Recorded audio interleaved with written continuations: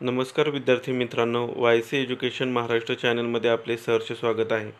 आज आपण इयत्ता 7वी विषय इतिहास व नागरिकशास्त्र यामधील नागरिकशास्त्राचा पहिल्या धड्याची प्रश्नोत्तरं पाहणार आहोत. शेवटपर्यंत व्हिडिओ पहा. सर्व स्वाध्याय व्यवस्थित दिलेला आहे. पुस्तकातील पान नंबर 67 यावरील हा स्वाध्याय आहे. प्रश्न क्रमांक पहिला, पुढील संकल्पना स्पष्ट करा.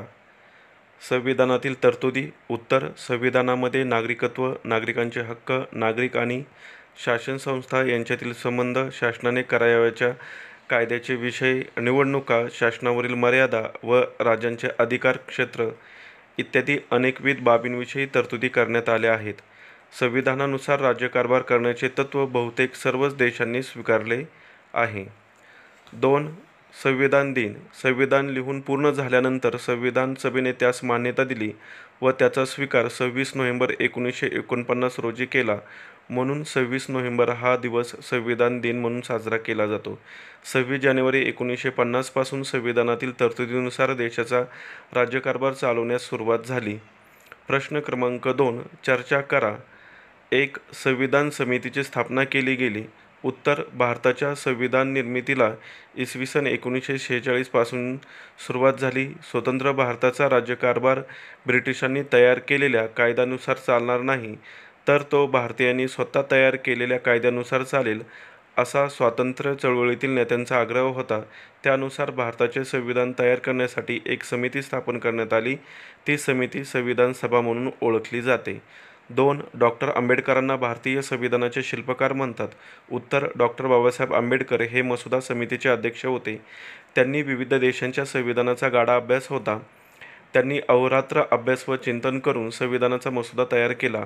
डॉ. बाबासाहेब आंबेडकरांनी तयार केलेल्या संविधानाचा मसुदा संविधान सभेपुढे मांडण्यात आला. त्यावर कलमवार चर्चा झाली. अनेक दुरुस्त्या सुचवण्यात आल्या. संविधानाचा मसुदा संविधान सभेपुढे मांडण्याचे, त्याविषयी विचारलेल्या प्रश्नांना उत्तर देण्याचे, तसेच संविधान सभेच्या सूचनांनुसार मूळ मसुद्यात फेरबदल करण्याचे, प्रत्येक तरतूद निर्दोष करण्याचे काम डॉ. बाबासाहेब आंबेडकरांनी केले. भारताच्या संविधान निर्मितीतील या योगदानामुळे त्यांना भारतीय संविधानाचे शिल्पकार असे म्हणतात. पुढील प्रश्न पाहण्याअगोदर एक तुम्हाला सूचना आहे. जर तुम्ही चॅनलवर नवीन असाल तर आपल्या चॅनलला सबस्क्राईब करा, जेणेकरून तुम्हाला पुढील सर्व व्हिडिओंचे अपडेट मिळतील. सर्व स्वाध्याय, सर्व प्रश्नपत्रिका या चॅनलवर उपलब्ध असतील. तर आत्ता पुढील प्रश्न. देशाच्या राज्यकारभारात समाविष्ट असणाऱ्या बाबी लिहा. उत्तर: देशाच्या राज्यकारभारात देशाच्या सीमारेषांचे संरक्षण करणे, परकीय आक्रमणापासून जनतेचे रक्षण करणे, इथपासून ते दारिद्र्य निर्मूलन, रोजगार निर्मिती, शिक्षण व आरोग्य सेवा, उद्योग व्यवसायांना प्रोत्साहन, दुर्बल घटकांचे संरक्षण, महिला, बालके व आदिवासींच्या प्रगतीसाठी उपाययोजना इत्यादी अनेक विषयांबाबत शासनाला कायदे करावे लागतात.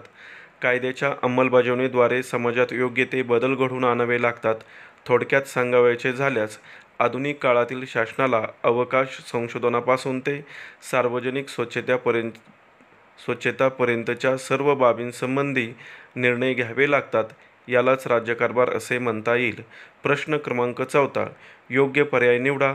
वस्तुनिष्ठ प्रश्न आहेत. कोणत्या देशाचे संविधान पूर्णतः लिखित नाही? पर्याय: अमेरिका, भारत, इंग्लंड यापैकी नाही. उत्तर: पर्याय क्रमांक 3 क. इंग्लंड.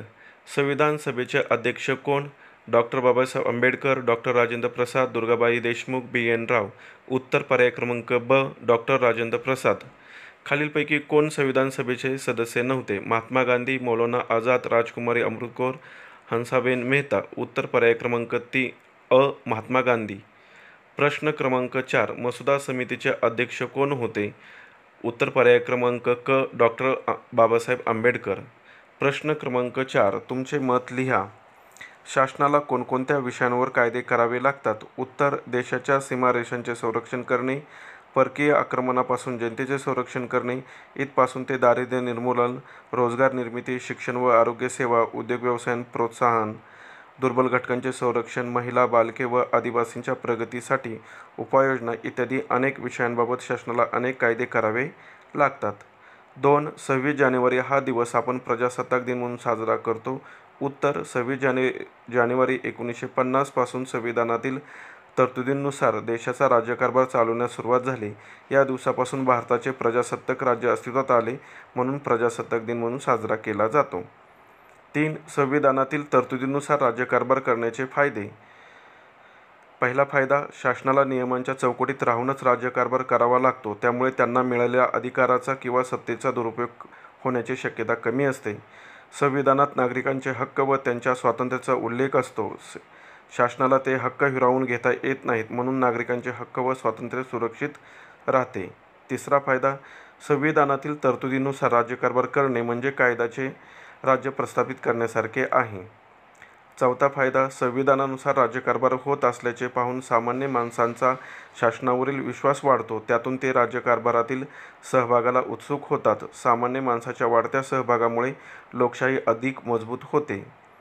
संविधान त्या देशासमोर काही राजकीय आदर्श ठेवते, असा एक फायदा आहे. शिवाय पोषक वातावरण निर्माण होते.